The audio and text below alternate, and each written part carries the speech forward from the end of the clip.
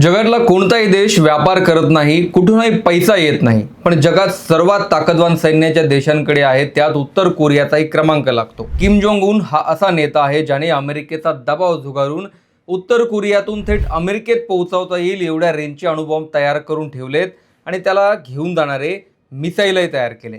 मनुष्यबळाचा विचार केला तर उत्तर कोरिया, भारत, चीन आणि अमेरिका यांच्या रांगेत आहे। ही सगळी चर्चा करण्याचं कारण म्हणजे किम जोंग उनने अचानक 10 मिसाईल जपानच्या समुद्रात सोडले आणि तिकडे दक्षिण कोरियासह जपानचंही टेन्शन वाढवलं। डोनाल्ड ट्रम्प यांनी एकेकाळी कौतुक केलेला उत्तर कोरियाचा हुकुमशहा किम जोंग उन सध्या ट्रम्प यांच्यावरच प्रचंड नाराज आहे आणि मध्य पूर्वेत जो कहर अमेरिकेने सुरू केलाय त्यातच किम जोंग उननेही हालचाली वाढवल्यात। आतापर्यंत फक्त सोशल मीडियावर मीम्स मटेरियल असलेल्या किम जोंग उनने मिलिटरी आदेश का दिलेत आणि ज्याची धास्ती अमेरिकेला असते त्या उत्तर कोरियाची सैन्य शक्ती नेमकी किती आहे?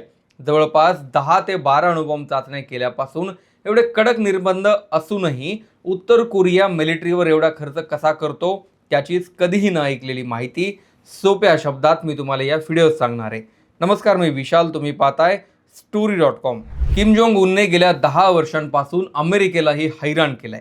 कोरियन युद्धानंतर वेगळा झालेला दक्षिण कोरिया हा लोकशाही असलेला अमेरिकेचा मित्र देश आहे आणि दक्षिण कोरियाच्या सुरक्षेसाठी अमेरिका कायम आग्रही राहिली आहे। उत्तर कोरियाने गेल्या काही वर्षात मोठ्या प्रमाणात अणुबॉम्ब तयार केलेत आणि त्याच्या चाचण्याही झाल्यात, यशस्वी चाचण्या झाल्यात। 2006ला पहिली अणुबॉम्ब चाचणी केल्यानंतर अमेरिकेने उत्तर कोरियावर आर्थिक निर्बंध घातले होते, पण याला न जुमानता उत्तर कोरियाने पुन्हा एकदा 2009मध्ये दुसरी यशस्वी चाचणी केली। या यशस्वी चाचण्या बाजूला जपान आणि दक्षिण कोरियाचं टेन्शन वाढवत असल्यामुळे अमेरिका मध्यस्थी करत होता, मात्र उत्तर कोरिया कशालाही जुमानायला तयार नव्हता। 2011ला किम जोंग उनने सूत्र हातात घेतल्यावर तर उत्तर कोरियाचा मिसाईल प्रोग्राम एका नव्या उंचीवर गेला आणि 2013ला पुन्हा एक अणुचाचणी झाली। किम जोंग उनने जगाला सांगून टाकलं की आम्ही अणुबॉम्ब तयार करण्यासाठी बांधील आहोत आणि कुणाच्याही दबावाला जुमानणार नाही। जानेवारी 2016मध्ये किम जोंग उनने दावा केला की त्यांनी यशस्वीपणे हायड्रोजन बॉम्बची चाचणी केली आहे। जगात फक्त 5 देश, ज्यात अमेरिका, रशिया, फ्रान्स, ब्रिटन आणि चीन यांच्याकडेच हायड्रोजन बॉम्ब आहे। भारतासह पाकिस्तान आणि इस्रायलचाही आपल्याकडे हायड्रोजन बॉम्ब असल्याचा दावा आहे। अणुबॉम्बचाच हा सर्वात घातक प्रकार मानला जातो। 2016 याच वर्षात सप्टेंबरमध्ये किम जोंग उनने अणुबॉम्बची दुसरी चाचणी केल्यानंतर मात्र आजूबाजूच्या देशांचं टेन्शन वाढलं होतं। यानंतर उत्तर कोरियाला जागतिक पातळीवर वेगळं केलं गेलं आणि कठोर आर्थिक निर्बंध लादले।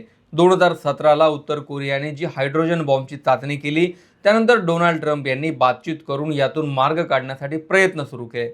2018मध्ये पहिल्यांदाच ट्रम्प आणि किम जोंग उन यांची सिंगापूरच्या कॅपेला हॉटेलमध्ये बैठक झाली, ज्यात अणुबॉम्ब नष्ट करणे आणि त्या बदल्यात उत्तर कोरियाची आर्थिक भरभराट करून देणे अशी तोंडी बातचीत झाली। अमेरिकेने उत्तर कोरियाला सुरक्षेची गॅरंटी दिली, पण या बैठकीतल्या फार गोष्टी काही समोर येऊ शकल्या नाही। 2019ला पुन्हा एकदा व्हिएतनाममधील हनोईत दोघांची भेट झाली, मात्र यातूनही ठोस असं काही कागदावर उतरलं नाही। 2020मध्ये डोनाल्ड ट्रम्प हे स्वतः उत्तर कोरियाच्या सैन्य नसलेल्या भागात जाऊन आले आणि असं करणारे ते पहिले अमेरिकेचे राष्ट्राध्यक्ष ठरले। पण उत्तर कोरियाने काय ट्रम्प यांना जे हवंय ते मिळू दिलं नाही। कोरियन पीपल्स आर्मीमध्ये 13 लाख सैनिक आहेत। अमेरिका 13 लाख, चीन 20 लाख आणि भारत 15 लाख। यानंतर सर्वाधिक मनुष्यबळ असलेल्या सैन्यात उत्तर कोरियाचा क्रमांक लागतो। फक्त 2.5 कोटी लोकसंख्या असलेल्या या देशात 60 लाख राखीव सैनिक आहेत, म्हणजे प्रत्येक 4 नागरिकांपैकी एका नागरिकाचा वापर सैनिक म्हणून केला जाऊ शकतो।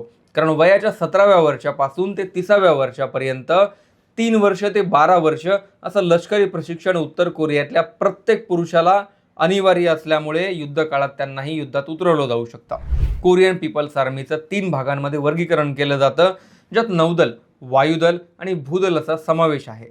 वायुदलात 1,10,000 तर नौदलात 60,000 सैनिक आहेत। उत्तर कोरिया जगातल्या त्या 9 देशांपैकी एक आहे ज्यांच्याकडे सर्वात ताकदवान अणुबॉम्ब आहेत।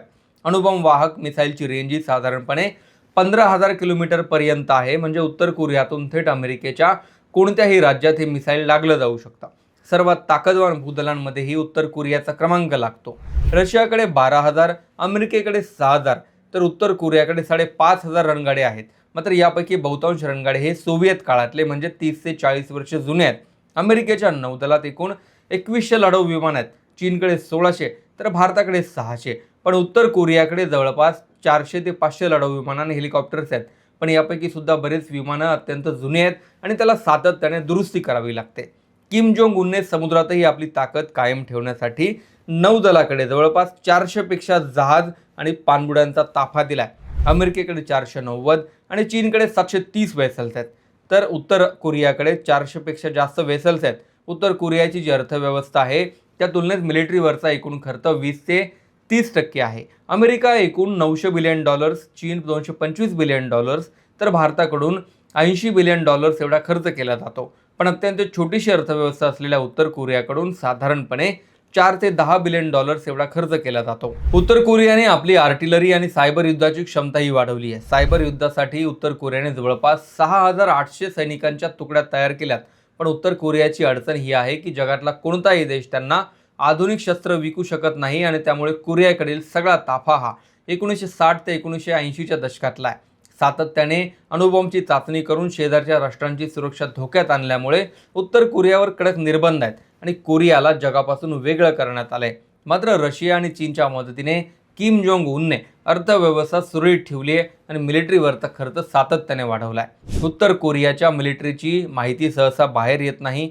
मात्र दक्षिण कोरियाने प्रसिद्ध केलेला व्हाईट पेपर, CIAचे इनपुट्स, धोरणात्मक अभ्यासासाठीची आंतरराष्ट्रीय संस्था, संरक्षण गुप्तचर यंत्रणा आणि Bonn international centre for conflict studies यांच्या आकडेवारीतून ही माहिती वेळोवेळी समोर येते.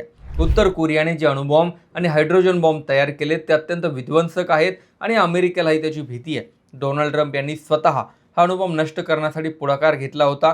मात्र किम जोंग उनच्या अटी मान्य न करता आल्यामुळे डोनाल्ड ट्रम्प यांच्या आधीच्या कार्यकाळात ही चर्चा पुढे जाऊ शकली नव्हती. दक्षिण कोरियाच्या राष्ट्रपतींनी सांगितलंय की आता डोनाल्ड ट्रम्प पुन्हा एकदा किम जोंग उनसोबत चर्चा करण्यासाठी सकारात्मक आहेत आणि अणुबॉम्बवर तोडगा काढतील.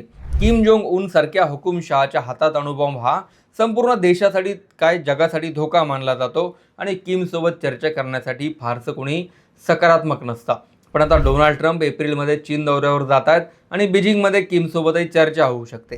चीन हा उत्तर कोरियाचा सर्वात मोठा व्यापारी भागीदार देश आहे.